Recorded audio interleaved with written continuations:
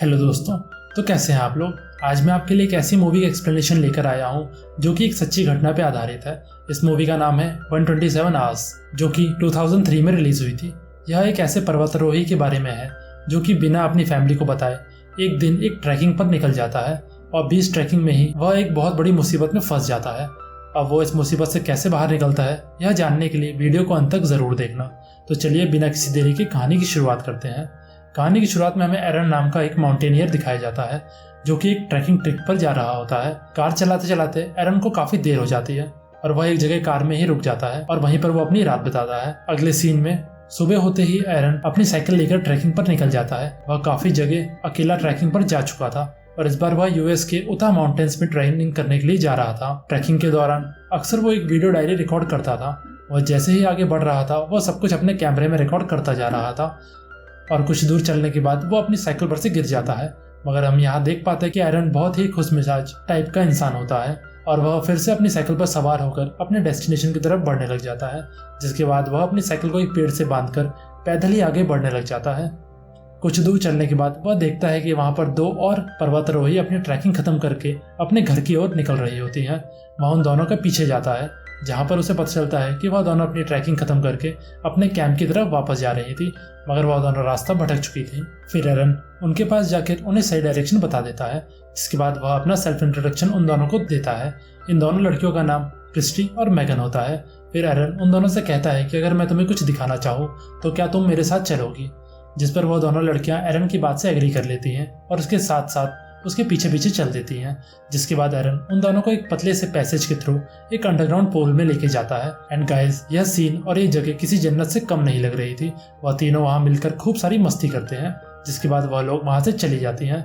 जाने से पहले एरन उन दोनों के साथ भी एक छोटा सा वीडियो रिकॉर्ड कर लेता है। जिसके बाद वह दोनों लड़कियां अपने कैंप की ओर चल देती हैं और एरन अपनी ट्रैकिंग कंटिन्यू रखता है। और तभी ट्रैकिंग के दौरान एरन के साथ बहुत ही खतरनाक घटना घट जाती है। वह जिस पत्थर के सहारे नीचे उतर रहा था वह पत्थर अपनी जगह से खिसक जाता है और एरन उस पत्थर के साथ नीचे गिर जाता है।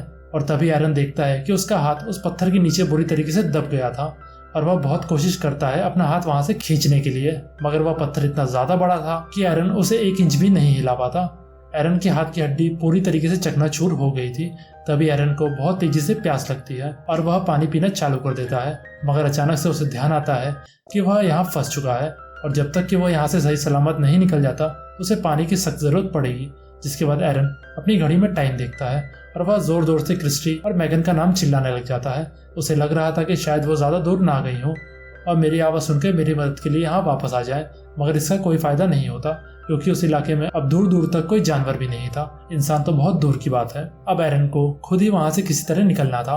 फिर वह अपने बैकपैक में जो भी सामान था वह निकालकर उस पत्थर पे रख देता है ताकि वह यह सोच सके कि मैं इस सब सामान की मदद से यहाँ से कैसे निकलूं।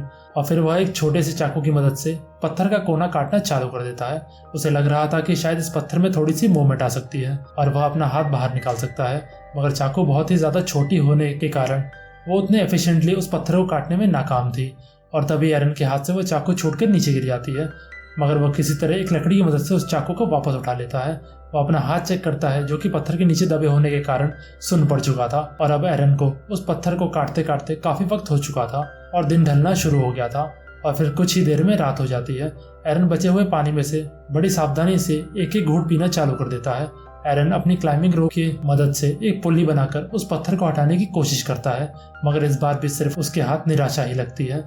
और जैसे ही एरन की आंख कुछ देर के लिए लगती है तो उसे एक विजन आता है कि वह उस क्लाइंबिंग रोप की मदद से बाहर निकल गया है, मगर अगले ही पल उसकी आंख खुलती है और एरन देखता है कि अभी भी वो वहीं है। उस पतली सी खाई में फंसे होने के कारण एरन को पिछले 2 दिन से धूप तक नसीब नहीं हुई थी और फिर वह देखता है कि सूरज की थोड़ी सी रोशनी उसके आसपास आ रही है। वह अपने हाथ पैर फैलाकर गर्माइश लेना चालू कर देता है क्योंकि रात के टाइम का वहाँ का माहौल काफी ज्यादा ठंडा हो जाता था। जिसके बाद एरन अपना कैमरा निकाल के एक वीडियो डायरी शूट करना चालू कर देता है क्योंकि उसे लग रहा था कि अगर वह यहाँ से जिंदा नहीं बच पाया तो वह कम से कम दुनिया को अपने हालात के बारे में इस रिकॉर्डिंग के थ्रू बता सकता है। कैमरे में एरन अपनी पूरी फैमिली के बारे में बताता है ताकि वह जिंदा ना बच सका तो यह रिकॉर्डिंग उसके माँ बाप तक पहुंच जाए। जिसके बाद वह अपने फंसे हुए हाथ को भी कैमरे में रिकॉर्ड कर लेता है और फिर देखते देखते रात हो जाती है और टेम्परेचर काफ़ी तेज़ी से नीचे गिरने लग जाता है। एरन अपने आसपास रखा हुआ जो भी सामान था उसी की मदद से अपने आप को गर्म रखने की कोशिश करता है और जब उसे भूख लगती है तो वह अपने पास बचा हुआ खाना खाने लग जाता है। मगर खाने के दौरान उसे बीते हुए पल याद आ रहे थे कि किस तरह वह एक बार में जाकर भरपेट खाना और बियर पिया करता था। एरन को वहाँ फंसे हुए पूरे 3 दिन हो चुके थे और उसकी बॉडी पूरी तरीके से डिहाइड्रेट हो चुकी थी और उसे बार बार क्लब की याद आ रही थी, जिसके बाद वह अपने ही यूरिन को कलेक्ट करके पीना चालू कर देता है। जिसके बाद वह एक पट्टी की मदद से अपना हाथ बांध लेता है और अपना हाथ काटने की कोशिश करता है, मगर पत्थर खोदने की वजह से उसकी चाकू की धार पूरी तरीके से खत्म हो चुकी थी। एरन की बॉडी वीक पड़ने की वजह से उसे कंटिन्यूसली हेलुसिनेशंस हो रहे थे और उसे बार बार अपना परिवार और अपनी गर्लफ्रेंड याद आ रही थी। वह अपनी यादों में खोया ही था कि तभी अचानक से बिजली कड़कती है और वहाँ का मौसम काफ़ी ज़्यादा ख़राब हो जाता है।